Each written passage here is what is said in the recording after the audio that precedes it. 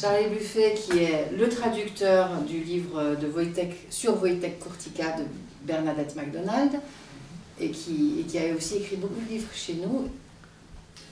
Et puis je suis directeur éditorial de Guérin, donc je peux vous parler de plein de choses. D'autres projets également. Mais tu as écrit aussi Annapurna, K2, on n'en a plus d'ailleurs, hein, K2. Tu as écrit aussi Babel. Une biographie de Erwan Loredan. Ah oui, Loredan. Donc, voilà. Et ce soir, donc, on s'intéresse à Wojtek Kurtyka, un alpiniste polonais encore vivant, mais qui n'a pas pu venir, et qu'on espère recevoir cet été.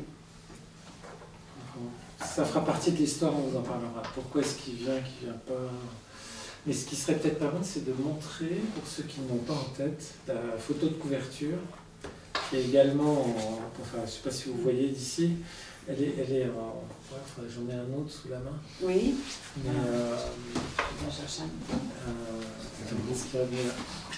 elle est en grand format quelque part, et il a une tête qui vaut le détour. Tu veux dire quoi, que c'est un beau gosse, c'est ça? Oui, et puis il y a une physionomie, une tête qu'on n'oublie pas, originale. Tu cherches celle où il est plus âgé? Voilà. Ouais. De génie singulier. Voilà, que vous ayez en tête ça. Personnage. Et Wojtek, maintenant, il a quel âge? Il a quel âge maintenant alors? Il a 70. Et voilà maintenant Wojtek. Il est né en 47, donc il a 60. Il est beau là. 72, 71, 72. Ouais, il est danseur alpiniste. On dirait un peu Nourieff.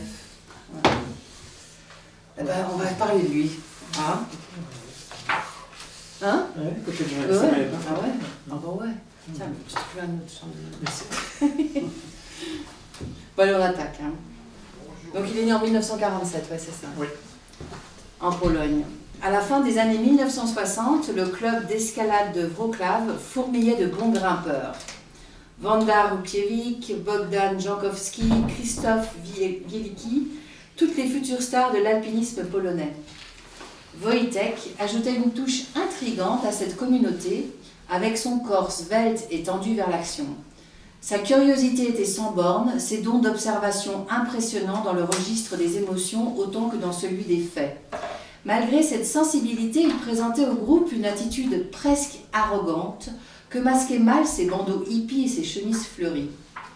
La combinaison de son talent inné et de sa beauté saisissante faisait forte impression.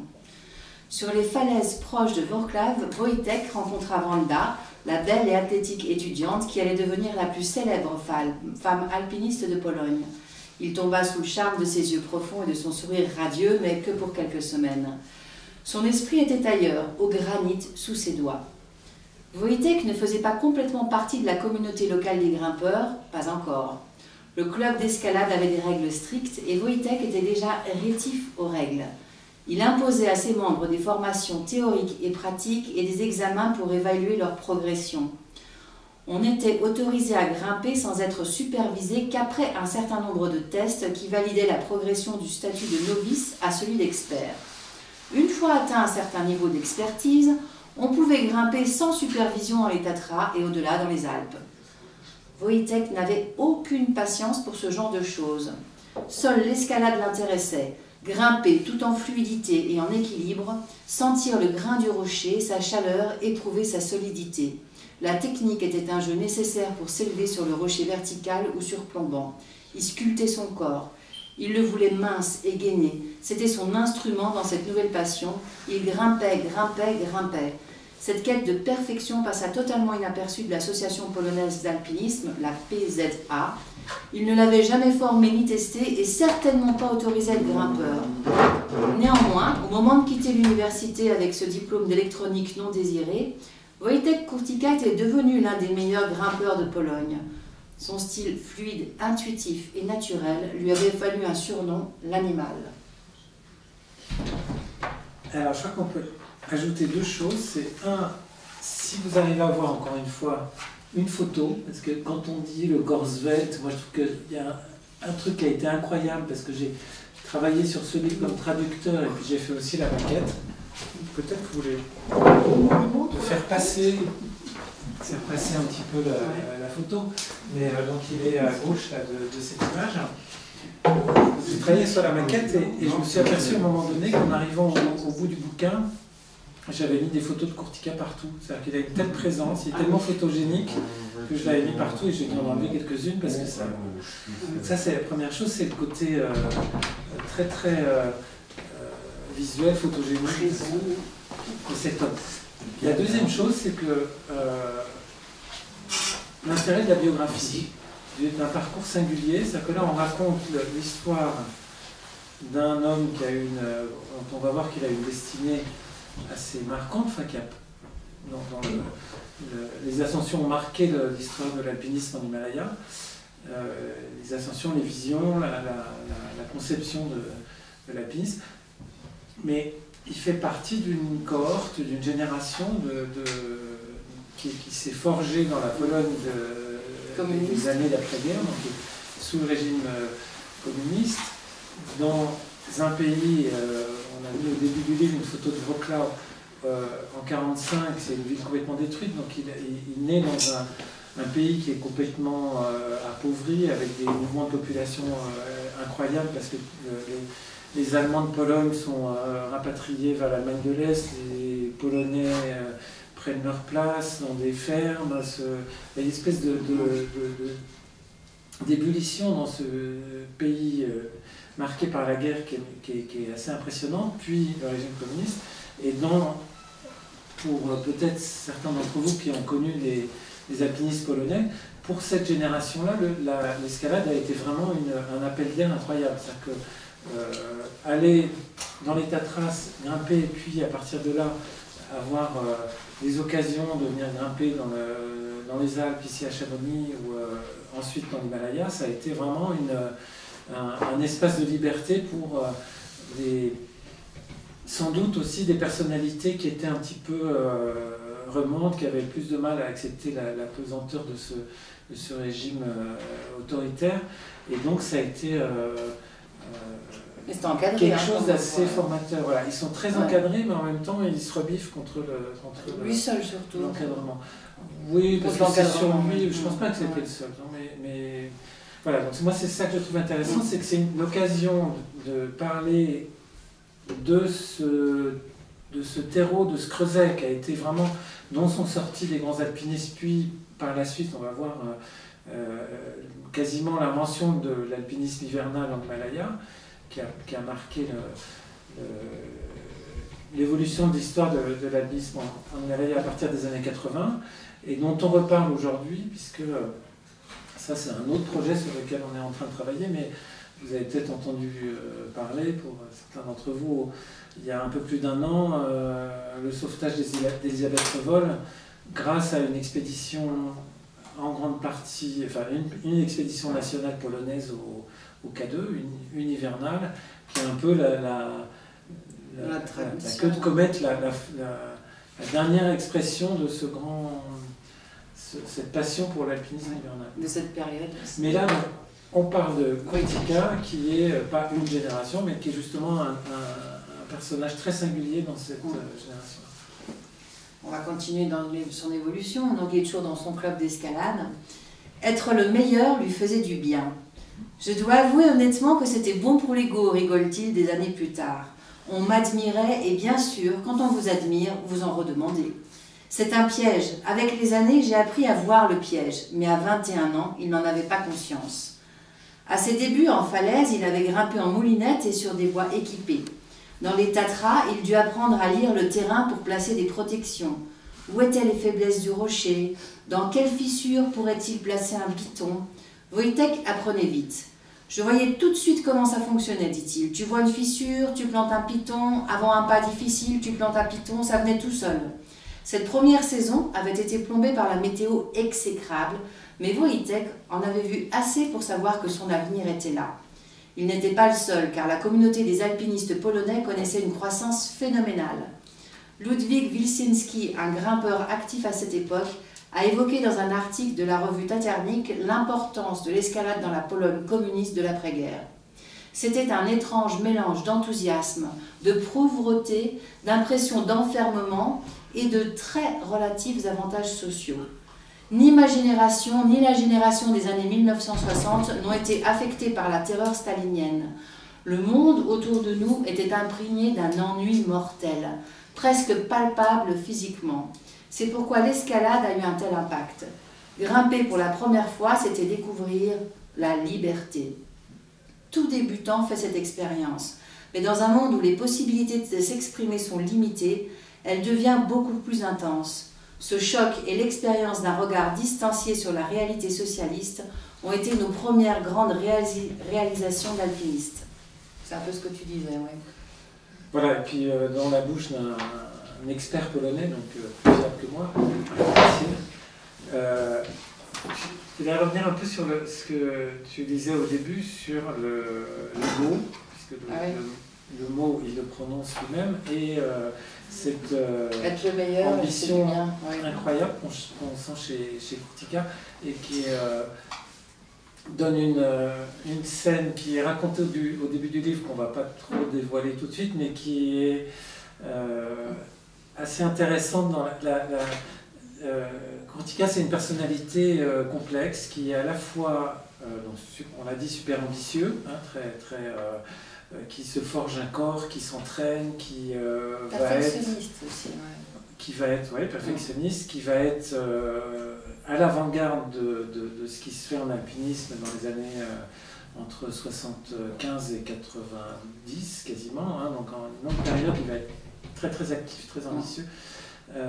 Mais en même temps, il a du mal à se mettre en avant, à une certaine discrétion, et donc on en reparlera après, mais sa vie, artiste aussi, voilà, est une recherche permanente, un va-et-vient permanent entre cette ambition de presque d'athlète de haut niveau, voilà, je veux marquer, je veux être le meilleur, et en même temps une recherche plus complexe, personnelle, de purisme, il ne veut pas, ce but, cette ambition n'excuse pas tous les moyens, donc il faut que la méthode soit belle, voilà, c'est quelque chose qu'on va retrouver. Mais en même temps, il se construit aussi avec la montagne, avec l'alpinisme, donc il évolue aussi au fur et à mesure de son avancée en âge, parce qu'au début, voilà, il dit que ça fait du bien pour l'ego, il est content d'être admiré, d'être le plus beau, puis après, il y a un contact avec la montagne quand même, qui est assez important, et il apprend à se connaître.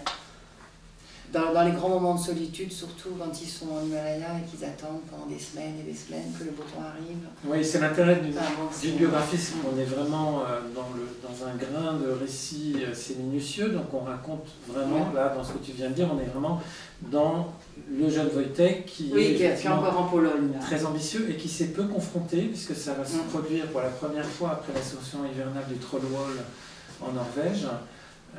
Où ils vont être vedettes, on en reparlera. On reste encore un petit peu dans les Tatras.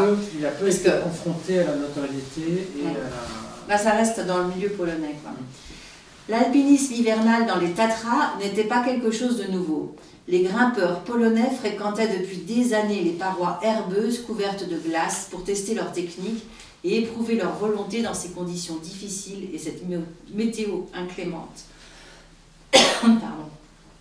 Andrei Heinrich, Eugenius Schrobach, c'est trop dur, hein, Janusz Kurzbach ou d'autres alpinistes en vue à l'époque y avaient appris l'art de souffrir en hiver. Une qualité qui allait leur être précieuse dans l'Himalaya. Oh là là, il faut que je boive un verre. C'est la voix qui... L'Hindoukouche. Non, ça va bien. Ça va revenir. L'Hindoukouche et le Karakorum. Dans les Tatras, l'alpinisme se pratiquait presque autant l'hiver que l'été. Qui a fait la première hivernale était une question qu'on posait aussi souvent que qui a fait la première. Wojtek arriva pour sa première saison d'hiver avec la technique qu'il avait forgée en été et l'adapta aux conditions hivernales uniques des Tatras, faisant reculer les limites de ce qui était considéré comme possible. Les voies, essentiellement mixtes, sollicitaient un arsenal de techniques d'escalade rocheuse et glaciaire sans cesse renouvelées. Elles avaient une réputation redoutable, elles mettaient les nerfs à rude épreuve, pour toutes sortes de raisons, peu d'occasions de placer des protections, relais scabreux, recherche d'itinéraires délicates, Ces voies étaient des objectifs sérieux en été et bien sûr encore plus en hiver. Les mains dans de grosses moufles, on devait d'abord dégager la neige poudreuse à la recherche des faiblesses du rocher. Un graton pouvait accueillir un crampon ou une fissure pour un piton, puis s'élever et planter un piolet en espérant entendre le son mat de la lame enfoncée dans la glace ou une touffe d'herbe gelée. Si le piolet ne mordait pas, la moufle explorait les environs immédiats jusqu'à ce qu'on persuade le vieux granit des Tatras d'offrir une nouvelle chance. Mais le planter de piolet suivant pouvait tout aussi bien rebondir avec un son clair sur une plaque de rocher dissimulée sous une mince couche de neige, et il fallait se battre pour ne pas perdre d'équilibre, refaire le mouvement, s'élever délicatement sur un graton préalablement dégagé et retrouver une position d'équilibre, chercher la prochaine zone de faiblesse, et c'est ainsi qu'on progressait mètre par mètre dans les parois gelées, heure après heure, pendant ces courtes journées d'hiver. Quelques amis savaient qu'il visait la première hivernale de la directissime de la Kalznica Miegowskieskovka, l'objectif hivernal le plus difficile des Tatras à l'époque. Conditions souvent médiocres et protection aléatoire avaient fait la réputation de cette paroi. Dans le bas, l'herbe gelée alternait avec des petites sections de rochers, et plus haut, le rapport s'inversait et le granit sombre dominait, entrecoupé de passages d'herbe gelée. L'escalade du mur terminal était difficile. Ces caractéristiques en faisaient un objectif attirant pour Wojtek, mais il n'était pas le seul à avoir un œil sur la voie. Quand il arriva avec son compagnon à Morskie Oko en mars 1971, il découvrit qu'une cordée était déjà engagée dans la directissime. Le leader était Jerzy Kukuczka, qu'on appelait Jurek. Wojtek se souvient de s'être senti glacé et floué. Ses intentions étaient tombées dans de mauvaises oreilles. La course pour la directissime était maintenant lancée et Wojtek ne pouvait pas rester en dehors. La directissime était à la mode, j'en avais conscience et pour cette raison précise, elle m'attirait. Tu peux raconter ce qui s'est passé là avec... D'abord sa première rencontre avec Kukuczka, plus ou moins confrontation. C'est la première, mais qui est finalement pas une vraie rencontre, puisqu'ils vont... alors, oui, je dévoile un peu. La première en question va se terminer par un drame, non pas... Oui, ne sera pas interrompu malgré un drame, parce qu'il y a un des grimpeurs qui va mourir en faisant une fausse manœuvre sur une corde fixe. Et donc finalement, ils se côtoient dans cette première, ils sont rivaux. Ils sont rivaux, ouais. Hein, et Kukuczka et Kurtika, qui vont former une cordée absolument majeure en Himalaya, là, finalement, ils se frôlent, ils se côtoient un peu, mais ils ne sont pas... c'est pas la cordée du grand amour, ça va être une cordée de communauté d'intérêt et surtout bon, dont on reparlera sans doute plus tard, mais ils vont se révéler extrêmement complémentaires, notamment dans leur approche, dans leur mentalité, mais là ils sont plus rivaux qu'autre chose. Et les Tatras, là, ça fait penser un peu en hivernal, ça fait un peu penser aux Écossais, là, les Sandy Allan aussi qui s'entraînent dans les Highlands ou je ne sais où, un peu les mêmes conditions, non? Dans des pentes herbeuses gelées, comme ça. Absolument, il y a des parois qui ne ressemblent pas à grand-chose. Moi, j'y ai pas été malheureusement, je ne sais pas si certains d'entre vous peuvent en parler, mais c'est des parois qui peuvent ne ressembler à rien en été, qui ne sont même pas intéressantes et qui se révèlent en hiver des objectifs étonnant, puisque voilà, une pente d'herbe gelée à moitié glacée, surtout avec le matériel de l'époque, hein, puisqu'on n'est pas du tout dans le dry tooling, on commence à faire du piolet traction tout juste. Donc c'est surtout des conditions, effectivement, comme en Écosse, des hivers super rigoureux, des froids intenses, qui font qu'une fois qu'on s'est frotté à ça, on est prêt à supporter beaucoup, et notamment ce que Wojtek et d'autres à cette époque appelaient l'art de la souffrance, donc l'alpinisme comme art de la souffrance. Pour les Polonais, c'est pas mal, ça définit assez bien, je pense, ce qui s'est passé à cette époque. Donc là, on est en 68-70. Et puis à un moment donné, ils sortent des Tatras quand même, et ils débarquent en Afghanistan. Débarquer en Afghanistan, c'était un peu retourner au Moyen-Âge. Murs de pisé, sol de terre battue recouvert de tapis précieux, restaurant à 2 menus, palo et kebab, toujours au mouton, doux parfum de hashish à tous les coins de rue. Les villages afghans avaient un air suranné, triste et délavé, patiné par le temps. Les habitants aussi semblaient vieillis avant l'heure, racornis par les années, le vent et la poussière. Les gens du désert, tannés comme l'argile. C'est l'endroit le plus exotique que j'ai jamais vu, dit Wojtek. En 1972, Wojtek, 25 ans, était avec un groupe de 10 grimpeurs de Cracovie. L'expédition se dirigeait vers les sommets élancés de l'Hindoukouch, sous la conduite de Ryszard Koziol, un ingénieur en électricité, ancien boss de Wojtek dans un centre de formation pendant quelques années, qui allait poursuivre une carrière remarquable d'enseignant et d'écrivain. C'était la première rencontre de Wojtek avec la haute altitude. Ses talents de grimpeur étaient remarquables, mais il ne connaissait que les Tatras et les Alpes. Il avait lu quelques récits d'ascension en haute altitude et n'avait qu'une vague connaissance des stratégies de progression au camp d'altitude.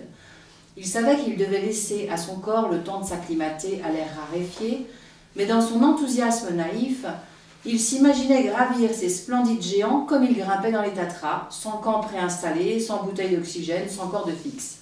J'étais complètement idiot, sourit-il aujourd'hui. Je me fiais complètement à mon intuition pour imaginer comment grimper là-bas. Il découvrira au plus tard que cette approche avait un nom, le style alpin. Le groupe était hétéroclite et il fut entendu dès le début que les objectifs varieraient en fonction du niveau des grimpeurs.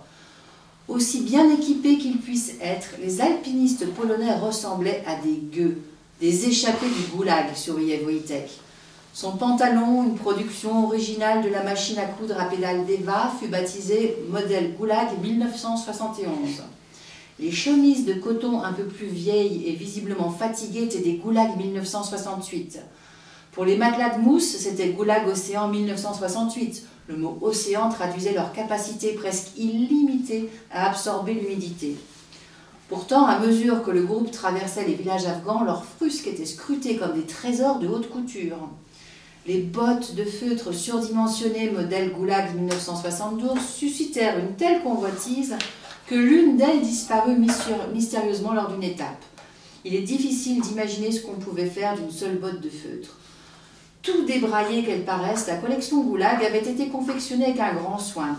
Dans la Pologne de 1972, il n'était pas question d'entrer dans un magasin pour acheter tentes, chaussures, sacs de couchage, pantalons et vestes de duvet. Ça n'existait tout simplement pas. Tout devait être fabriqué sur mesure, avec du tissu de tel fournisseur, du duvet de tel autre. La mère d'une des compagnes se chargeait de coudre l'ensemble pour faire des tentes, des vêtements ou des sacs de couchage. Un cordonnier de Zakopane fabriquait les chaussures et un artisan local forgeait les piolets. Pour organiser une expédition polonaise, il fallait beaucoup de travail et un réseau impressionnant. Alors, encore une fois, je vais vous montrer, parce que cette photo, je suis très fier qu'on ait pu la mettre en grand, parce que dans l'édition originale du livre de Bernadette McDonald, il y avait cette photo en tout petit. Et je trouve ça formidable parce qu'il n'y a pas beaucoup de photos des grimpeurs polonais à l'époque. Donc les premières, on est dans les premières expéditions polonaises en Asie centrale, en Himalaya, à Hindoukouch. Et le matériel, donc il le fabrique, comme Lorraine vient de le lire, il le fabrique eux-mêmes. Et je voulais absolument pouvoir montrer cette photo en grand. Or, c'était une petite vignette dans le bouquin original. Et donc je me suis vraiment bagarré, je suis repassé par Piotr Drozd, qui est l'éditeur du magazine de montagne polonais Gori, qui m'a trouvé la photo originale et donc on a pu la mettre en grand. Donc on voit, je suis très fier de leur montrer ce magnifique matériel. Moi, ma préférence va au matelas Goulag Océan, parce que ça, je trouve que c'est quand même formidable. Goulag Océan, parce que pour sa capacité à garder l'humidité. À absorber l'humidité. Absorber l'humidité. Et le matelas, on le voit sur la photo de la page suivante, on le voit aussi. Il y a une photo en couleur, enfin deux même. L'humour fait partie de la... Oui, absolument. Ouais, ils ont beaucoup de... Je pense qu'il en fallait pour supporter les conditions qui... Parce que donc la suite de cette expé, c'est des ascensions en style alpin, avec ce matériel quand même rudimentaire. Ils font des ascensions sur 3 jours, de la Kerchioch, je ne sais pas comment on prononce, je crois que c'est la Kerchioch, qui est un 7000. Et donc ils passent 3 jours en paroi à bivouaquer avec ce matériel-là. Voilà. Puis ils retournent souvent, il faut dire aussi qu'ils sont venus en camion. Alors, Oui, parce que ça c'est quand même... Est-ce que, je ne sais pas si tu as prévu d'en parler, sinon... Non, mais on va en parler à un moment donné, ça, du troc, tout ça. Du troc, Aussi, ouais. ça, on va en parler. Non, mais dire qu'ils venaient quand même en camion parce qu'ils n'avaient pas les moyens de se déplacer autrement, avec des camions pourris, Et puis ça permettait puisqu'ils pouvaient passer par la Russie et transporter sans du problème. matériel à l'aller et au retour. Voilà, ça on va expliquer après. Enfin, et puis ils sont souvent retournés, notamment ils retournent en 76, mais là, c'est plus une expédition que de Polonais, parce qu'il a compris que pour avoir un peu d'argent, il faut amener des étrangers. Donc c'est là où il est avec Alex McIntyre, Ouais. et puis alias Tireski et John Porter. Ouais. Donc là, je vais lire un petit passage. Juste un truc, il grimpe avec des étrangers parce que ça permet effectivement d'avoir des budgets, en l'occurrence de l'Alpine Club, mais aussi parce que c'est un esprit original et qu'il n'a pas envie de se laisser enfermer. Assez vite, il comprend que le style qu'il a apprécié dans sa première expédition, il découvre qu'on peut grimper en style alpin dans l'Himalaya, en emportant, ceux qui aussi, un peu, mais en gros en emportant tout son matériel sur son dos, sans se reposer sur des Sherpas, des porteurs, des cordes fixes, des camps préinstallés. Cette méthode-là, c'est ce qui lui plaît. Arriver sur une montagne, tracer une voie et la gravir de cette façon-là. Et il réalise que les expéditions sponsorisées par le club alpin polonais sont déjà dans un style beaucoup plus traditionnel qui ne lui convient pas. Lui, il a envie de cette légèreté, de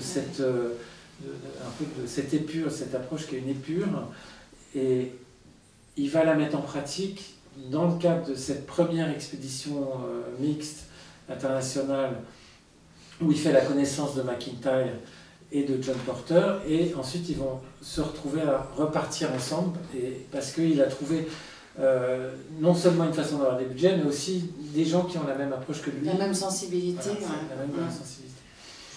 Justement, donc là ils sont à l'Hindoukouche et en fait il avait repéré la face du Bandaka, la face nord-ouest. Donc quand John vit la face nord-ouest du Bandaka pour la première fois, il la décrivit comme massive, laide mais convaincante.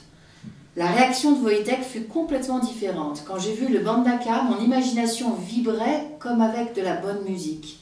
Je me sentais connectée. C'était quelque chose de fantastique. Les jours suivants, alors qu'il observait la paroi imposante, 2500 mètres de rochers instables et de séracs suspendus, leur enthousiasme retomba. Le grondement terrifiant des chutes de pierre était si continu que cela ne méritait même pas d'être commenté, dit John. Alex, habituellement décontracté, était dans un état proche de la panique.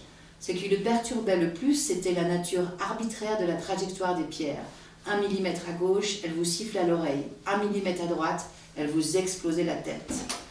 Les trois grimpeurs restèrent à observer la paroi qui les surplombait, tentant de déchiffrer sa structure complexe, de prendre la mesure de la raideur de sa section intermédiaire et des chutes de pierre constantes et de la menace des corniches sommitales. Wojtek quitta sa tente pour se retrouver seul.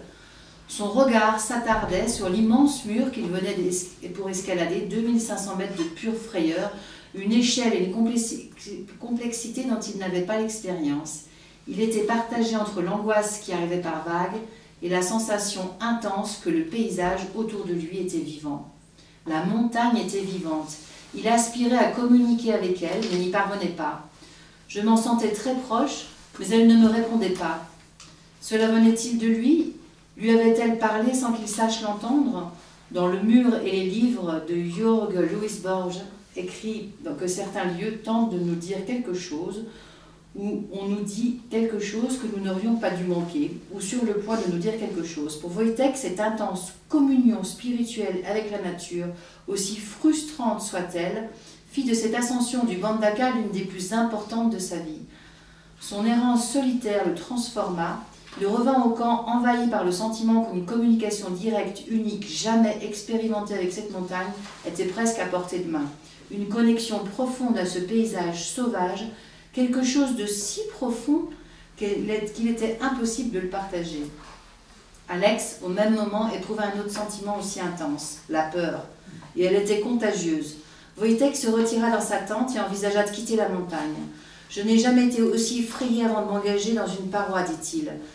Bien sûr, s'engager dans une face est toujours difficile, et une fois dans la voie, les angoisses s'apaisent, mais de ma vie, ce ne fut jamais aussi dur qu'au Bandaka. Il était hanté par des cauchemars d'enfance, des fantômes inconnus et diaboliques.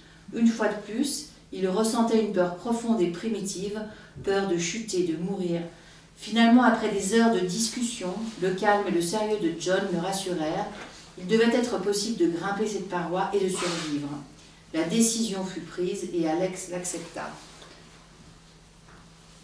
Alors on voit apparaître dans cette ascension, ou les prémices de cette ascension, une dimension qu'on retrouve beaucoup chez Cortica, qui est l'idée de la communion avec la montagne, une dimension un peu même mystique, spirituelle, mystique, qui va prendre de plus en plus d'importance au fil de ces ascensions. Et on parle des angoisses de veille de course. Là, l'ascension elle-même a pris 6 jours, donc avec 5 bivouacs en paroi. Et dans les 2 derniers jours et la descente, un des 4 alpinistes, j'ai oublié son nom, c'est le Polonais de la bande, qui est très mal en point et qui a été vraiment sur le point de ne pas réussir à terminer, enfin de rester, quoi. Et donc c'est pas seulement des angoisses de veille de course, c'est un style qui est tellement aléatoire et engagé que il se passe souvent des choses un peu limites. Ils choisissent toujours l'endroit, la voie la plus dure, quoi. Enfin, par définition. C'est pas le sommet qui les intéresse, c'est le chemin, et le chemin le plus difficile. C'est des parois vierges, donc des voies dures et de haute difficulté, dont plusieurs, au moins une, n'ont pas été répétées depuis. Donc c'est un alpinisme visionnaire et qui est très en avance sur son temps et qui n'a pas fait beaucoup de... peu d'émules, voilà. Et puis donc après, il y a encore d'autres expéditions. Et là, on arrive au Dółaj-Góry. Pour Wojtek, l'expédition au Dółaj-Góry devait être une aventure anglo-polonaise. C'est pourquoi il avait suggéré à Alex de venir avec un compagnon. Les grimpeurs étrangers étaient une source essentielle de devises fortes. Wojtek avait invité Ludwik Wilczynski pour le côté polonais. Alpiniste impressionnant, Ludwig était aussi un écrivain et musicien talentueux. Ils n'avaient jamais grimpé ensemble, mais Ludwig était un visage familier dans les Tatras. Alex, au lieu de choisir un autre Britannique, invita le guide français René Gligny avec qui il avait grimpé à Chamonix. Wojtek dira que René avait un effet calmant sur lui, le même que produira plus tard Jurek Kukuczka. Quand René et Wojtek se retrouvèrent en France, plus de 30 ans après, René sourit à la remarque de Wojtek et ajouta qu'il n'avait jamais rencontré un alpiniste plus tendu. À Katmandou, René découvrit l'habituel obstacle, pas de permis d'ascension, et la manière de le surmonter à la polonaise. Les négociations étaient bloquées. René observa Wojtek à la manœuvre avec le fonctionnaire du ministère du Tourisme. Il commença la conversation avec un sourire conciliant, vantant les vertus de la grande collaboration entre alpinistes népalais et étrangers, alignant autant de platitudes flatteuses que possible, puis, avec un grand geste pour célébrer cet esprit de coopération, Wojtek offrit un cadeau.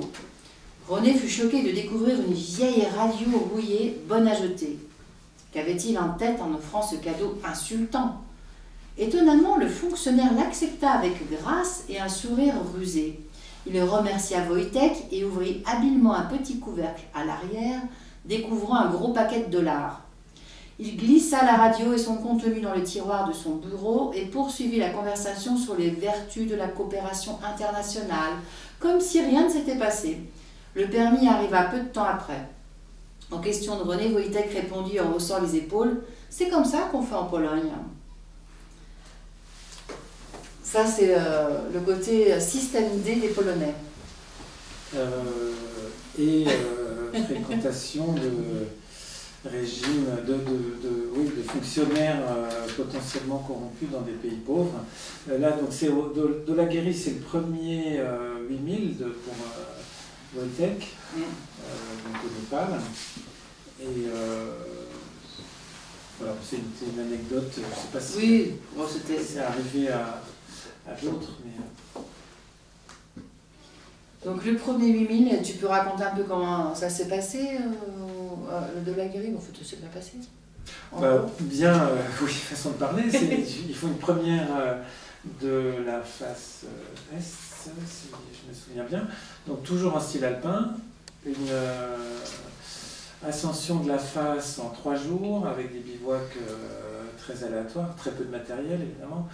Et c'est une manière que je crois on trouve...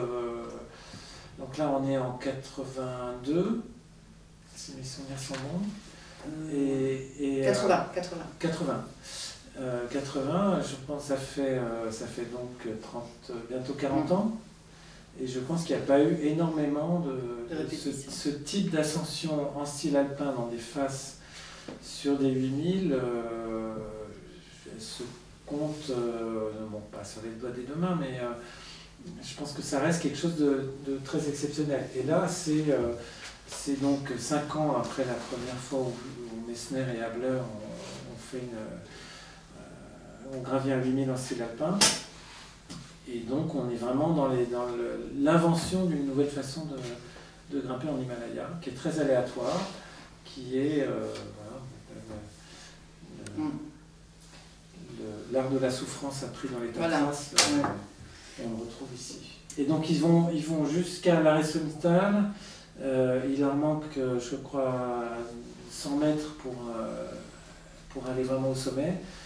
Et donc ils redescendent au camp de base et ils refont l'ensemble de l'ascension par la voie classique qui est équipée par une XP suisse, cette fois jusqu'au sommet. Mais la première de la face est faite jusqu'à la sortie de la face, en style alpin. Toujours de la Guéry, quand on lui demande si c'était intéressant, Wojtek répond: ce qui était intéressant, c'était de sentir la distance qui me séparait du sommet et de surmonter obstinément ma propre faiblesse et de rester en action, de grimper, d'avoir la grande satisfaction de me découvrir plus fort que mes faiblesses. Au de la Guéry, Wojtek a passé pour la première fois la barre des 8000 et c'est là qu'il a découvert le jeu ultime qui consiste à se confronter à ses propres limites. Quand il en parle, Wojtek admet que grimper un sommet de 8000 est principalement une affaire de souffrance. C'est l'essence de la haute altitude. À chaque pas, il faut surmonter sa faiblesse. Comme c'est totalement dépourvu de plaisirs verticaux, la seule créativité en haute altitude consiste à vaincre sa douleur. Et ce faisant, vous parvenez à un sentiment exaltant de libération. Wojtek considère Jurek Kukuczka comme le grand maître de ce jeu. L'ambition de Kukuczka était exclusivement dirigée sur cet axe. C'était un combattant dont le seul ennemi était sa propre faiblesse. Il n'aimait pas jouer avec le rocher, jouer avec son corps. Pour Kukuczka, le jeu consistait à gagner contre la faiblesse. Progresser, progresser, aller plus loin chaque jour, plus faible chaque jour, mais avec une détermination énorme, sans perdre de vue l'objectif final, le sommet. C'était son jeu, sa version de la créativité. Chaque aspect de la vie de Wojtek exigeait une approche créative, y compris sa survie financière. Il avait recueilli un peu de soutien du PZA pour l'expédition du de la Guéry, mais pas assez d'argent pour couvrir les dépenses, et il n'avait pas d'emploi depuis avril 1978. Je gagnais de l'argent grâce au commerce. C'était illégal, bien sûr, saurait-il. Chaque fois que j'étais en voyage, j'envoyais des colis en Pologne, des centaines de boîtes de Nescafé qui étaient un luxe là-bas, et des bijoux et des vêtements. Au cours de mes voyages, j'ai envoyé 50 colis. Pour Wojtek, c'était la décennie d'or de la domination polonaise, non seulement sur la scène himalayenne, mais aussi en matière de contrebande. Tout le monde y a touché, dit-il. Alors, il y a deux choses très différentes dans ce que tu viens de dire. Il y a l'esprit et puis il y a les 8000 et puis la contrebande. Alors, sur l'esprit, l'approche, l'art de la souffrance, je trouve que c'est intéressant parce que finalement, il va rencontrer Kukushka, donc on va y arriver bientôt, donc former cette cordée extraordinairement pleine de succès en Himalaya, sur ce point commun qu'ils ont d'être prêts à endurer beaucoup. Voilà. Mais chez Wojtek, ça va tout de suite avec une réflexion sur une espèce de quête personnelle, spirituelle. Pourquoi est-ce que je me mets, pourquoi est-ce que j'ai besoin d'explorer mes limites, mais il n'est pas en soi, c'est pas son but premier n'est pas d'aller souffrir en montagne. Ce qu'on voit arriver ici, c'est que il rencontre Kukushka pour qui c'est vraiment une dimension beaucoup plus centrale.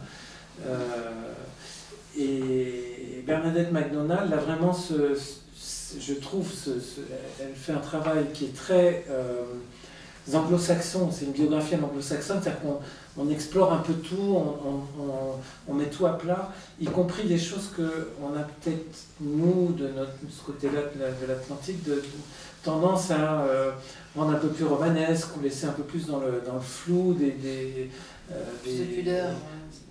Oui, enfin, le flou de ce qui nous anime, quoi. On aime bien être un peu plus impressionniste parfois. Là, elle met tout à plat, et du coup, c'est super intéressant parce qu'on voit se fabriquer un peu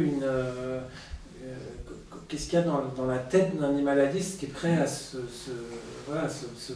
souffrir autant, prendre autant de dangers. Parfois, on a envie un peu de passer rapidement sur cet aspect-là de notre pratique ou de notre passion. Et là, elle met tout à plat, et finalement, ça donne quelque chose d'intéressant, et notamment quand cette approche de Kurtika va se confronter à celle de Kukushka. Et sur la contrebande aussi. Sur l'autre aspect, alors ça c'est super intéressant parce que moi j'avais entendu depuis longtemps que en gros les Polonais finançaient leurs expéditions en Himalaya en apportant des broches en titane et enfin donc les vendaient ici plutôt. Mais enfin bon, en apportant des produits de l'industrie polonaise et en ramenant des tapis et des peaux de mouton. Et voir des fusils afghans. Ouais, mais là même pas, c'est des chewing-gums. Et là, ce qui est intéressant, il y a parfois un commerce triangulaire, parce qu'en passant par la Russie pour avoir des chewing-gums. Et là, voilà, il se trouve justement que c'est décrit par le menu, c'est-à-dire qu'on voit ce commerce très précisément se mettre en place chez Kurtika, qui est toujours businessman et qui continue à faire des voyages en Inde et en Asie centrale pour alimenter un commerce d'import-export qui date de cette époque-là. Voilà. Donc c'est assez marrant. C'est une espèce d'histoire, de success story d'un business d'un Polonais qui se met en place à ce moment-là, avec plein d'anecdotes assez marrantes, et notamment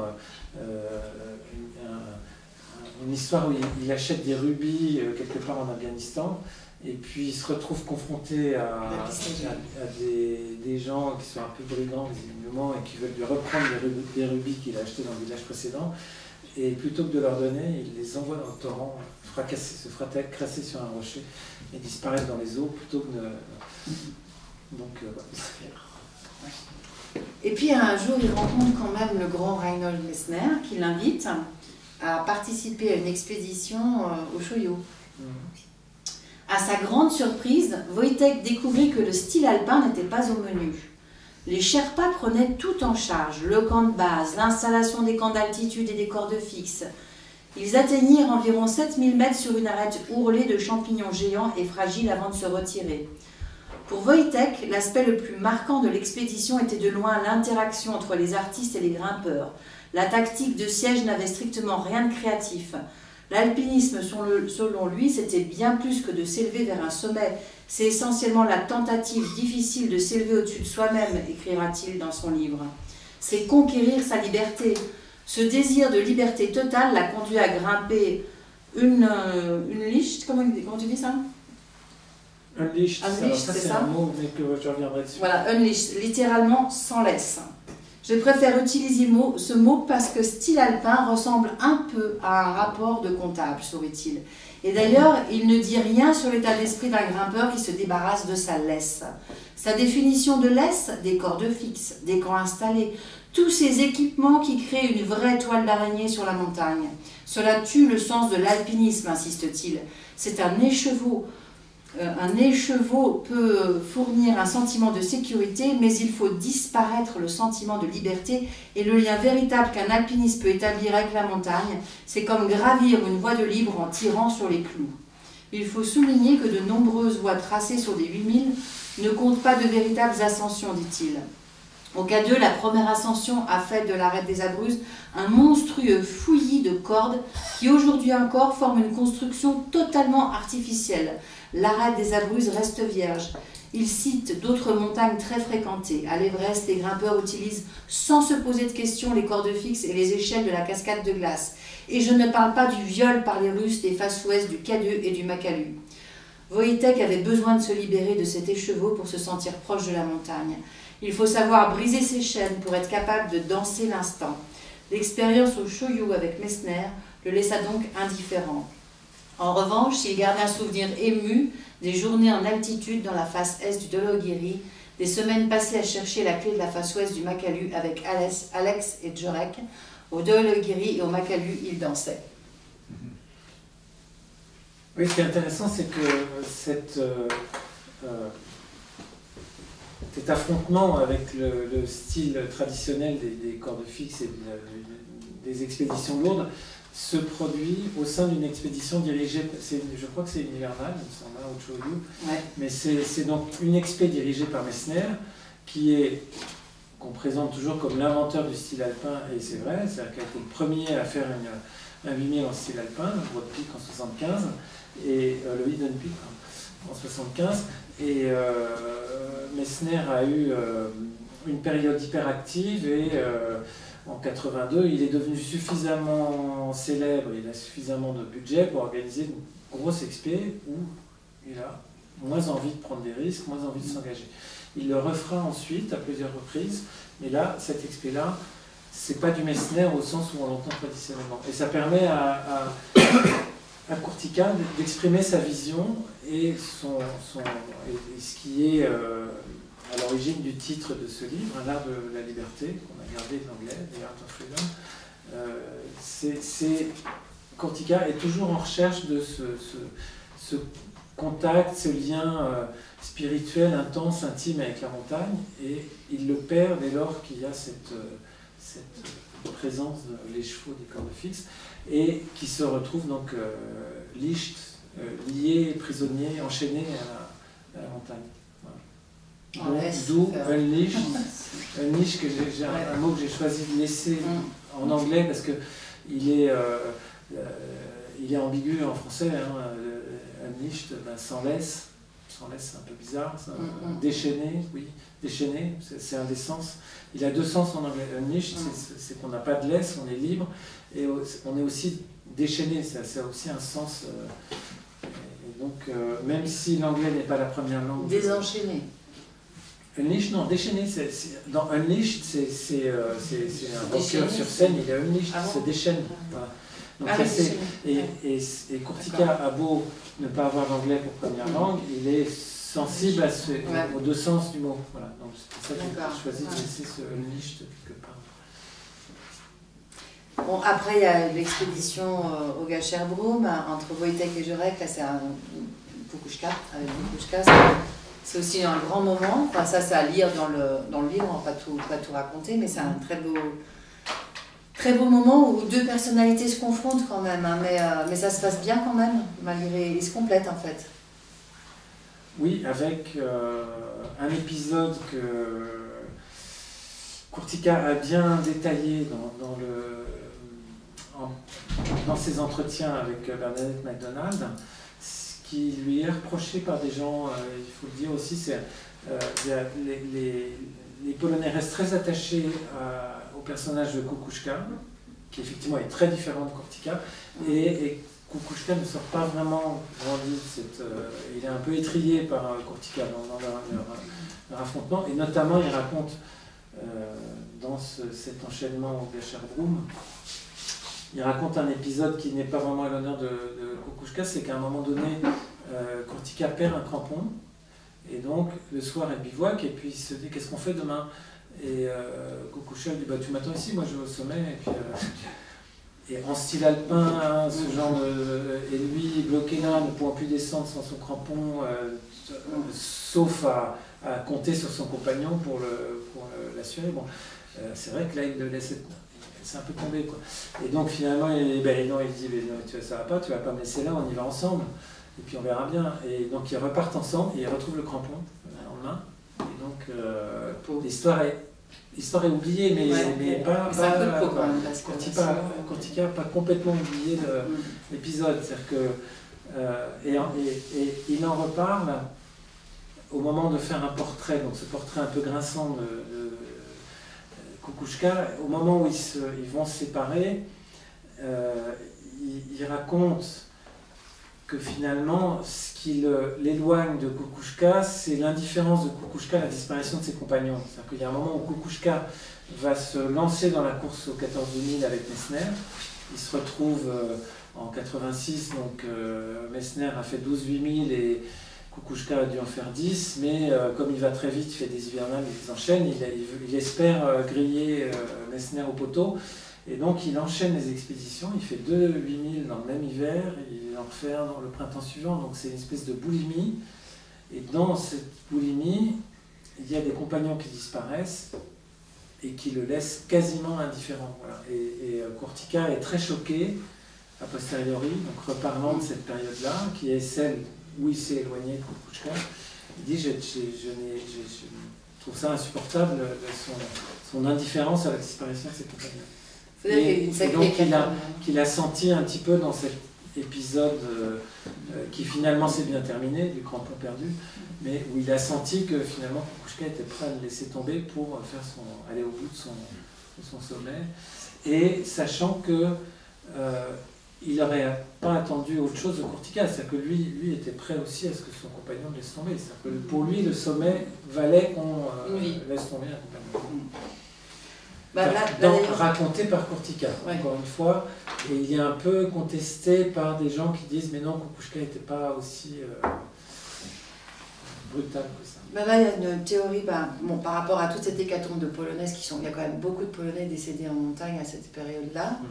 Et il y a aussi l'art du renoncement, donc Kukushka avait eu beaucoup de mal à renoncer. Et là, ils expliquent, pour Ludwig, l'un des rares survivants de cette génération d'alpinistes polonais, les renoncements de Wojtek lui ont sauvé la vie, et celle de ses compagnons à plusieurs reprises. L'alpiniste canadien Barry Blanchard, qui a eu son comptant de demi-tour, est entièrement d'accord. Dans la tradition des pionniers qui ont créé ce jeu, je considère leur renoncement comme un succès. Beaucoup d'alpinistes, Wojtek y compris, ont cherché à expliquer le refus de Jurek, donc Kukushka, de renoncer. Les alpinistes d'Europe de l'Ouest débarquaient alors dans l'Himalaya superbement équipés et entraînés, mais Jurek et ses pairs étaient les plus assidus et les surpassaient souvent. Cela n'allait pas sans dégâts. Il y avait des femmes et des enfants laissés seuls à la maison, des blessures et des gelures, et ces morts sans cesse plus nombreux. Certains attribuaient le singulier acharnement polonais à un profond sentiment d'infériorité, mais Wojtek se moquait de cette théorie. Il rejetait aussi l'idée selon laquelle les grimpeurs polonais étaient moins bien équipés. Le matériel polonais était peut-être médiocre jusqu'au début des années 80, disait-il, mais depuis, lui et ses compagnons avaient accès à du matériel de qualité. En fait, son équipement léger était ce qui se faisait de mieux pour grimper en style alpin dans l'Himalaya, dit-il. Parfois, j'étais agacé de voir des alpinistes occidentaux ne pas comprendre l'importance de la légèreté. Wojtek se souvient que parmi ses compagnons, seul Alex avait le même désir de légèreté. Une autre théorie sur la ténacité des Polonais en montagne convoque l'histoire, ces siècles d'oppression, de guerre, d'occupation et de pauvreté. Partant avec ce handicap, les alpinistes polonais devaient redoubler d'efforts pour s'imposer sur la scène internationale. Kukushka, comme ses pairs, avait un immense sentiment de fierté, dit Wojtek. Pour avoir vécu entre le marteau allemand et l'enclume russe, les alpinistes polonais étaient d'autant plus courageux et obstinés. On a aussi expliqué l'incapacité de Kukushka à faire demi-tour par son état d'esprit de samouraï. Si un homme peut être dominé par un autre homme, ou même par la nature, c'est qu'il existe une force qui lui est supérieure, d'où une tragique perte de dignité et d'honneur.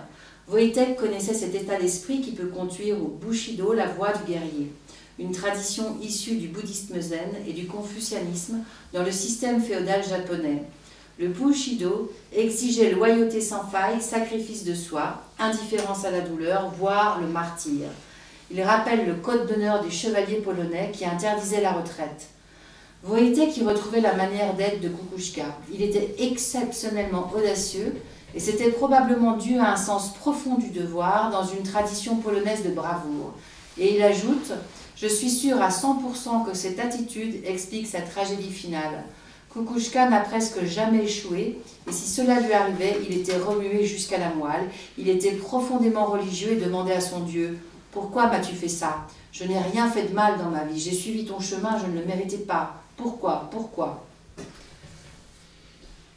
C'est ce que je disais tout à l'heure, ce que j'ai trouvé super intéressant en traduisant ce livre, c'est que cette culture anglo-saxonne de la biographie met tout à plat. C'est-à-dire qu'au lieu de dire d'un côté il y a un guerrier et de l'autre un artiste, si on voulait simplifier, moi ce que j'aurais tendance à faire, Kurtika l'artiste et Kukuczka le guerrier, elle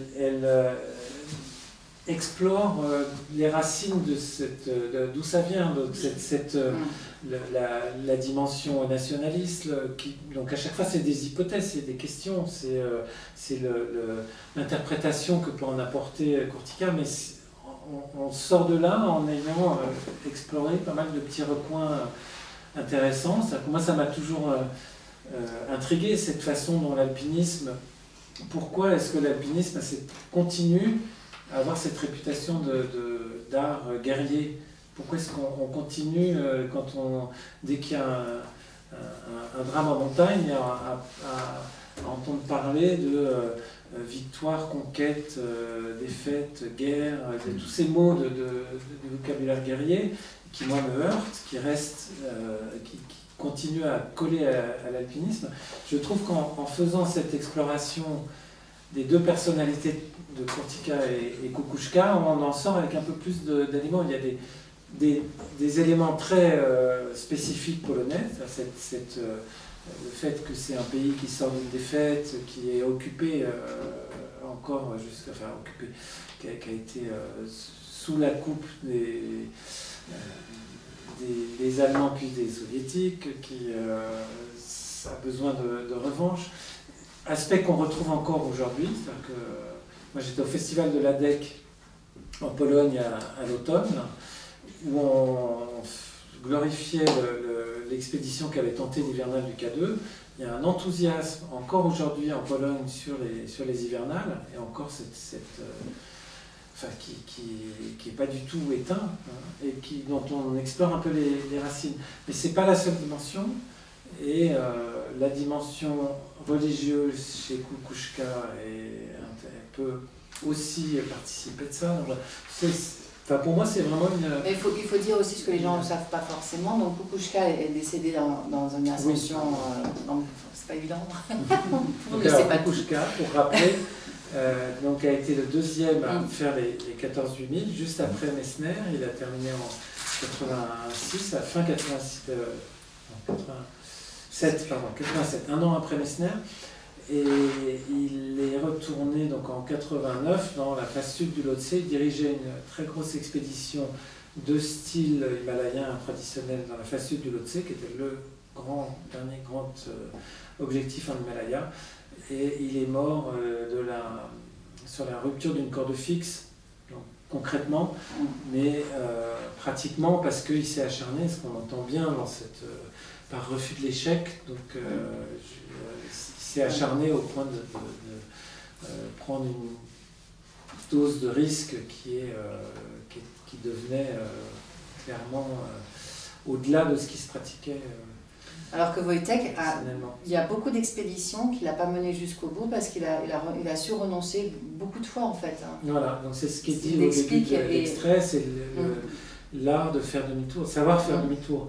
Ouais. Et c'est ce qui fait que la carrière de Kurtika est magnifique jusqu'à une sorte de point d'or dont tu vas sans doute parler, mais qui est la face ouest, l'ascension de la face ouest du Gachabrum 4.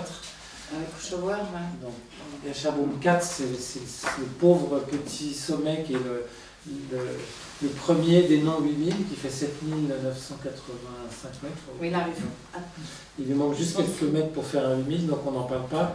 Mais il n'a aucune voie facile, donc c'est un des sommets les plus difficiles d'accès du monde. Et Cortica a fait la première a été faite par Bonatti, avec Carlo Mauri en 58. Et Cortica va faire la deuxième ascension, première en 58, deuxième ascension en 85. Donc il s'est écoulé. Hein, et par une autre voie, mais, plus difficile. Mais ça fait combien? 58 et 85, un bon moment sans qu'il y ait eu aucune ascension sur cette montagne qui est extrêmement difficile. Et donc c'est ça que tu t'apprêtes à dire. Je te laisse la parole. Le 18 juillet, Robert et Wojtek atteignirent 7800 mètres. Donc Robert Schauer, qui est son compagnon autrichien. Ils étaient au pied des dalles et des champs de neige menant au sommet. Mais l'après-midi, il commença à neiger sérieusement. La neige tomba toute la nuit, s'accumulant autour de leurs sacs de bivouac et menaçant de les repousser de leur perchoir aérien. Ils n'avaient plus de nourriture et plus de gaz. Ils ne pouvaient plus faire d'eau. Ils pouvaient à peine sortir la tête du sac du bivouac à cause du blizzard. Ils attendirent toute la journée que la tempête s'apaise, mais elle persistait. « Tempête de neige » écrit Wojtek, « la prison à 7800 mètres, rien à manger, rien à boire. » La retraite était hors de question. Les 10 pitons qui leur restaient ne suffiraient pas pour descendre en rappel la paroi qu'ils venaient d'escalader. La seule issue était de survivre à la tempête.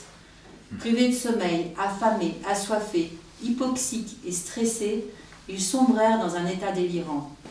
En cette dernière extrémité, Robert et Wojtek commencèrent à sentir une présence. Pour Robert, elle se faisait plus sinistre et réelle avec chaque flocon de neige. Désormais, l'un et l'autre attendaient avec impatience un signal de leur troisième homme invisible. Robert commença à blâmer leurs compagnons imaginaires pour les avoir ralentis dans la face. Des coulées les submergeaient jusqu'à presque les ensevelir et les repoussaient vers le vide. Robert était convaincu que le troisième homme essayait de le faire tomber de navire. Il n'est pas inhabituel qu'une personne invisible apparaisse dans de telles circonstances, mais dans la plupart des cas, la présence est utile. Elle offre des conseils et de la compagnie, prodigue son soutien. Lorsque Stéphane Venables fut contraint de bivouaquer près du sommet de l'Everest après avoir escaladé le versant Kanchung, un vieil homme imaginaire lui accompagnait toute la nuit. Le lendemain, Stéphane et son compagnon imaginaire furent rejoints par Eric Shipton, mort depuis longtemps, qui réchauffa les mains de Stéphane et l'accompagna dans sa descente épuisante. Il y a d'innombrables exemples en haute altitude de ces apparitions inexplicables et bienveillantes. Mais le troisième homme de Robert lui voulait du mal. Wojtek avait conscience lui aussi de cette présence, mais il était préoccupé par la conduite d'expériences étranges. Il se pinçait la cuisse en se demandant si la douleur disparaîtrait à l'approche de la mort. Il savourait la douleur car elle confirmait qu'il était encore en vie. Il avait commencé à se voir transformé en bloc de glace sans vie sur la petite vire qui disparaissait lentement sous les coulées de neige. De temps en temps, il émergeait de leur sac de bivouac et déblayait la neige pour éviter la suffocation. Frissonnant sur leur corniche, ils considéraient leur option. L'idée d'une retraite revenait pour être vite abandonnée. Monter était également hors de question dans cette tempête. L'attente, l'option la plus atroce, restait la seule possible. Gelés, affamés et assoiffés, ils attendaient. De temps en temps, ils se rassuraient avec un peu de délicatesse. « Tu te sens bien, Robert ?»« Oh oui, je me sens bien. » Robert s'accrocha à fragile espoir. Wojtek ne se souvient pas avoir jamais eu autant de temps libre pendant une ascension. Nous avons passé 2 nuits et 1 jour assis là-haut. Nous avions un réchaud et le gaz était épuisé, donc la seule chose qui nous restait à faire était de penser. Le temps devenait malléable, s'étirant ou se contractant à volonté. 1 heure passait comme un jour. L'obscurité s'abattit sur eux, serrant leurs poumons oppressés. Elle semblait vouloir les engloutir.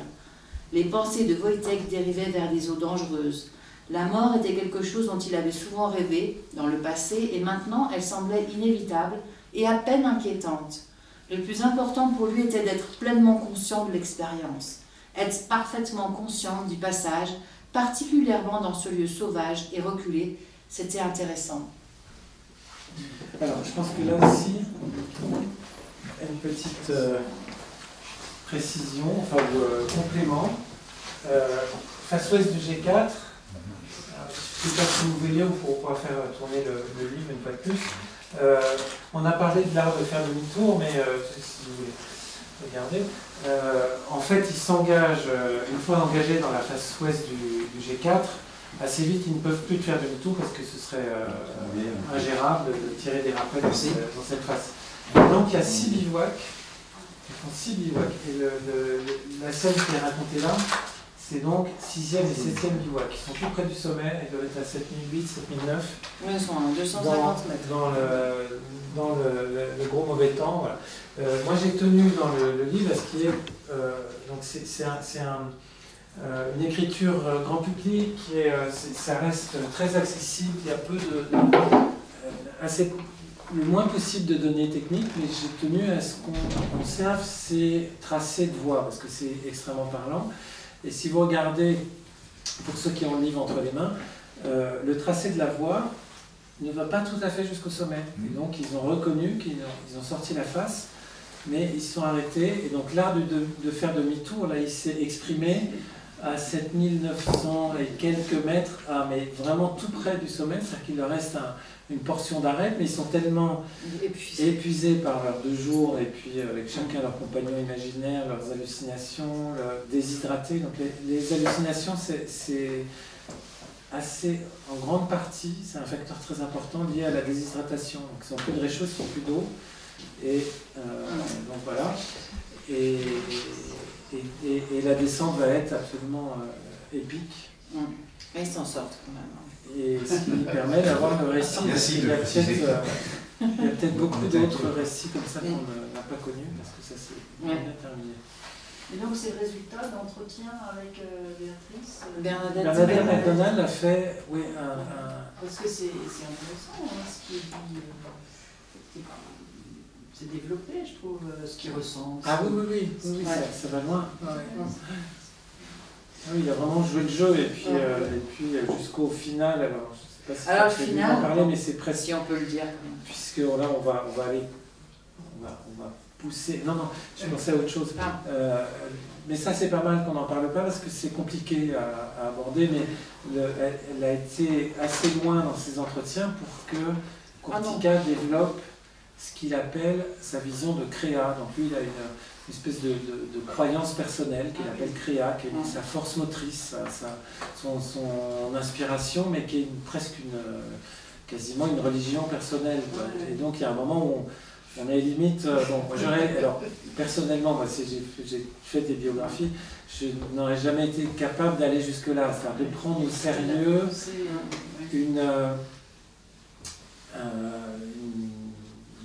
des convictions, des croyances qui sont tellement intimes et personnelles qu'elles me sembleraient soit trop intimes, soit trop barges pour que j'aille les voir, quoi. Et là, elle les prend au sérieux, elle lui permet de les développer, et c'est vrai que c'est assez étrange. Donc ça permet de le suivre, et d'expliquer en partie le côté un peu insaisissable du personnage. Puisque c'est ça que tu t'appelles. Voilà, oui, voilà. Et donc il a été invité. Donc il est invité, juste pour recréer le contexte, Christian Tromsdorf, qui s'occupe des Piolets d'Or, décide de décerner, le GHM décide de décerner un Piolet d'Or carrière, donc la plus haute distinction existante en alpinisme, à Courtica pour l'ensemble de sa carrière. Et Courtica, une fois, 2 fois, 3 fois, refuse. Alors les refus, voilà, par exemple, le premier refus, c'est remerciement chaleureux pour votre invitation au jury des Piolets d'Or. Je suis désolée de ne pas pouvoir y participer. Je sais que le monde est suspendu à une structure monstrueuse de concurrence sauvage et par conséquent de prix et de distinction. Mais cette structure est l'ennemi de l'art véritable. Là où règnent les prix et les distinctions, le vrai art s'éteint. Je crois sincèrement que l'escalade peut élever le grimpeur au bien-être physique et mental et à la sagesse, mais les prix poussent l'alpiniste à la vanité et à l'égocentrisme. Prendre part à ce jeu est dangereux pour l'alpiniste. Je ne suis pas prêt à y participer. Je ne peux pas accepter votre offre. Donc ça, c'est un mail de Courtica, et je peux témoigner parce que j'ai envoyé un certain nombre de mails pour essayer de l'inviter, qui viennent parler de ce livre, et donc j'ai eu une palette de réponses qui m'expliquent que non, il ne peut pas venir, mais à chaque fois, c'est aussi argumenté, c'est réfléchi, on sent que C'est pas un caprice. Non, non, mais Si, il y a plusieurs lettres, hein, comme ça. Bon, Ça après. peut être aussi considéré comme un caprice, mais c'est un caprice argumenté, réfléchi et développé. Et là, là aussi, comme ça fait la troisième fois qu'il refuse encore à Christian, il lui dit: mon très cher Christian, c'est une offre qu'il m'est impossible d'accepter. Il me faudrait aller totalement contre moi-même. J'admets que je désire l'amitié et l'amour des gens, mais je crains par-dessus tout leur admiration. Je reconnais humblement que je suis fière comme un paon quand je suis admirée, mais c'est exactement pour cette raison que je ne peux pas accepter de telles récompenses. Elles sont à la limite du blasphème. Est-ce que tu inviterais un ermite à célébrer en public ses années de retraite spirituelle? Nous ne sommes pas des ermites, mais nos expériences sont parfois proches d'une sorte d'illumination qui change nos vies. Je veux garder ces précieux moments intacts. Christian, je te suis sincèrement reconnaissant pour ton offre, mais à ma grande honte, je ne peux l'accepter.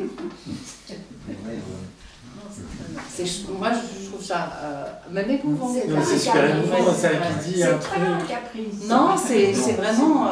et à la fin, il est obligé d'accepter parce qu'il dit sinon je vais vraiment paraître pour un prétentieux, quoi. Mais oui, mais il sent bien qu'il y a du risque. Il sent bien. Mais oui, il le sent. Il y a dans la réponse, bien sûr, moi je trouve ça super émouvant parce qu'il parle de quelque chose qui doit parler à tout le monde. C'est j'ai envie d'être aimé, pas d'être admiré. Enfin, j'ai plus envie d'être aimé que d'être admiré. Donc c'est un aveu très, très fort. Là où je dis qu'il y a caprice, c'est que dans le même temps, il a fait toute une carrière pour être reconnu, admiré quand même. Donc il y a un épisode qui est largement développé dans le livre, c'est qu'à 46 ans, en gros, il décide, il a eu pas mal d'échecs sur la fin de sa carrière en Himalaya pour cet art de renoncer, c'est-à-dire peut-être qu'il a perdu aussi un peu un peu de son... il a perdu ses compagnons de cordée aussi. Oui, non, de sa capacité à s'engager, qui est quand même... On comprend dans le récit du G4 qu'on ne fait pas ce genre d'ascension si ce que d'autres ont dit, mais si on n'est pas prêt à mourir. Si on fait cette ascension, ce genre d'ascension, on est prêt à mourir. Peut-être qu'il a un peu perdu ça, et donc il a eu toute une période à la fin de sa carrière himalayenne où il y avait moins de... Ses derniers grands succès, c'est avec Troyer et Loretan, où ils ont enchaîné 2 8000 en style alpin. Mais ensuite, des moments difficiles, il s'est beaucoup acharné sur le K2, il n'a jamais réussi. Parce qu'il n'a jamais... il raconte une scène très intéressante où il est au camp 4 du K2, sur l'arête des Abruzzes, et tout d'un coup, il comprend qu'il n'a plus envie. Il n'a plus envie de ça. Il le dit, et il l'exprime extrêmement bien. Hein. Pourquoi j'ai plus envie Et il n'a plus envie, et là, il se... remet un autre challenge incroyable, c'est qu'il veut faire la voie la plus dure de Pologne, la voie d'escalade. Donc là, il se remet à l'escalade sportive, et à 46 ans, il fait un 7C+, il ouvre un 8A, donc le 8A+, je crois, qui est la voie, à l'époque, la voie d'escalade sportive la plus dure de Pologne, donc il la travaille pendant des semaines, il y a sa première fille qui naît à ce moment-là, et hop, 2 jours après, il repart travailler sa voie. Et totalement, mais incroyablement motivé pour faire la voie la plus dure de Pologne. Et ensuite, il fait, à 46, 47, je ne sais plus, le solo le plus dur de Pologne, donc un solo intégral dans je ne sais plus comment s'appelle le site. Et donc, c'est en ça que je dis que je pense qu'il y a une part de caprice. Non, c'est pas du caprice, moi je pense que c'est un perfectionniste, il est comme un danseur qui veut rester au sommet de son art. Il est ravi de voir que les jeunes grimpeurs polonais le considèrent, découvrent que c'est un... et même il y a une scène qui est racontée dans un festival, les jeunes grimpeurs qui participent à ce festival en Pologne disent: ah bon, Kurtyka, il a fait des trucs en Himalaya, on pensait que c'était juste un grimpeur de rocher. Donc il est hyper compétitif et il est dans un besoin de reconnaissance incroyable, mais il ne veut pas aller en public. Et donc les 3 derniers mails, c'est pour me dire: oui, je suis ravi de ce livre, il est magnifique, et donc il m'a redit plusieurs fois qu'il trouvait que le livre était très beau, et notamment que j'étais très touché que graphiquement, ça rencontrait son sens du beau. Voilà. Pour lui, l'esthétique et la dimension artistique est très importante et qui s'est retrouvé dans ce... Donc on ne désespère pas de le voir venir cet été. Et donc voilà, on va continuer à travailler. Pas en l'attirant avec un prix, quoi. Non, non, pas avec un prix. Donc, on va l'attirer Et autrement. voilà, parler de son donc j'argumente beaucoup dans mes mails. Ça donnera peut-être un livre avec juste des échanges de mails. Pourquoi je ne veux pas venir recueillir les lauriers de la gloire. En tout cas, un beau personnage, et puis ça fait plaisir que c'est encore un personnage toujours de ce monde, parce qu'on a beaucoup de... Les gens qui viennent à la boutique, vous avez beaucoup de livres de gens qui sont décédés, oui. Mais est-ce que vous l'avez rencontré ou jamais? Moi, je ne l'ai jamais rencontré physiquement. Mais il vit comme un ermite ou il... Pas du tout. Il vit comme un businessman qui fait beaucoup d'allers-retours entre l'Asie, donc l'Inde principalement, et la Pologne. Donc il est dans le commerce, quoi. Il fait de l'import-export. Donc son premier produit à succès, c'était des manteaux en peau de mouton qu'il ramenait d'Afghanistan. Pour la France, c'était très à la mode dans les années post-68. Et puis maintenant, je crois qu'il ramène des meubles, et c'est plus de l'import-export classique. Mais, et donc, non, c'est pas du tout un ermite. Enfin, c'est dans son... Voilà, il a 2 enfants, il est... ouais, qu'est-ce que je sais de sa vie aujourd'hui? Il cultive des tomates. C'était assez marrant parce que quand on a fait Sans alpiniste, j'ai demandé son portrait à Marco Prezeil et Marco a découvert que m'a dit je suis ravi de faire son portrait parce qu'on cultive tous les 2 des tomates. Ça fait du bien ça. Son jardin et son potager est quelque chose d'important. Il y a des photos de lui en jardinier avec la bêche sur l'épaule. Et ouais, il plante des arbres, il adore regarder ses arbres pousser, paraît-il. Et il s'est rangé des grands défis à quel âge? Eh ben, en Himalaya, je dirais vers 45 ans. La scène qu'il raconte au K2, il faudrait retrouver la date exacte, mais voilà, il doit avoir à peu près 45 ans. Et donc, c'est pas du tout un problème physique, puisque donc, il va se mettre à l'escalade sportive et grimper du 8A peu après. Mais c'est clairement une question d'un problème de motivation. C'est-à-dire qu'il ne trouve plus le sens, il a toujours besoin de trouver un sens à ce qu'il fait en montagne, et là il ne le trouve plus. Et aujourd'hui il grimpe toujours très fort, mais plus en Himalaya. Il vit toujours en Pologne. Il vit toujours en Pologne, oui.